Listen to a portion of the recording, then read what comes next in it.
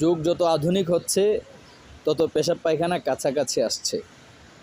এই কারণেই বর্তমানে অন্তত শতকরা ৯৯% মানুষেরই গোসলখানা, অজুখানা এবং টয়লেট একসাথে হয়ে থাকে। এখন আমাদের প্রশ্ন হচ্ছে, এই অবস্থায় আমরা দোয়া পড়ব কোথায়? টয়লেটে যাওয়ার আসার যে দোয়া, এই দোয়া আমরা কখন পড়ব, কীভাবে পড়ব? এর উত্তর হচ্ছে, সাধারণত টয়লেটের ভিতরে 2টা স্টেপ থাকে, একটা অজু গোসলের, আরেকটা হচ্ছে বাথরুম সারার জন্য।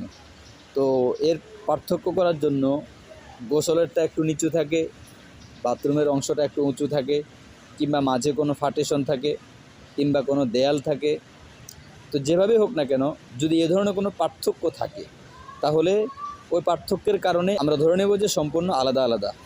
তাহলে যেটা গোসলখানা বা অজুখানা, সেখানে আমরা দোয়া পড়তে পারবো, কোনো সমস্যা নেই। আর যদি কোনো ধরনের পার্থক্য না থাকে, পুরোটা সমান তালে করে ফেলেছে, বুঝতেও পারে নাই কিংবা বুঝে শুনে করেছে, তাহলে অবশ্যই বাইরে থেকে দোয়া পড়তে হবে, ভিতরে গিয়ে দোয়া পড়া যাবে না।